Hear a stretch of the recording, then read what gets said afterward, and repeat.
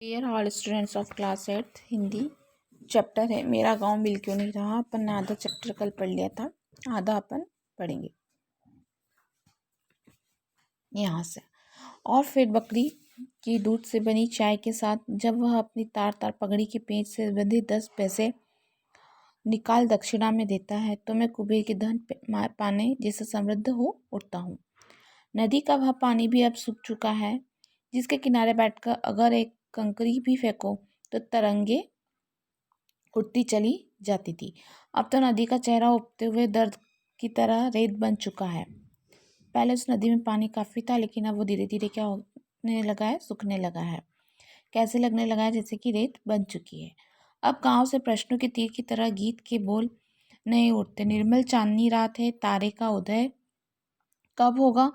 तारों का उदय तो पिछली रात में होगा, जब पड़ोसी जाग जाएंगे और दही खिलौने की आवाज़ के साथ चक्की का स्वर गूंजेगा। गांव के जिस बाड़े में रथ सी सजी गाड़ियां खड़ी रहती थी, वहीं अब ठेलों के साथ ठेले बड़े नजर आते हैं।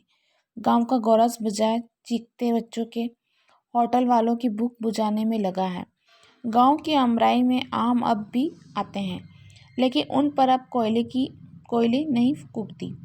वरन कौवे बैठकर इस बात की चौकसी करते हैं कि कहीं आम को देखकर आम आदमी के मुंह में पानी तो नहीं आ रहा है। महुआ अब भी टपकता है, लेकिन गांव की गोरियों के इशारों पर नहीं, वरन ठेकेदार की ठोकर पर अब आंसू की तरह गलने का बाध्य है।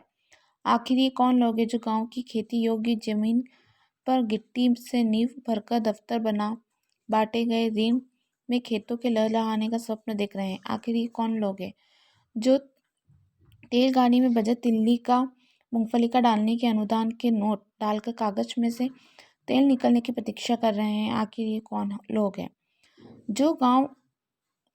जो गांव वालों के पांव के नीचे एकता की दरी को खींचकर उनके सर्वांगीण विकास का दावा कर रहे हैं? आखिर ये कौन लोग हैं जो गांव के आदमी को अपनी झोपड़ी से बेदखल कर वहां अपना दफ्तर, क्वार्टर, होटल या दुकानों का जाल बिछाकर मछली के फंसने का इंतजार कर रहे हैं?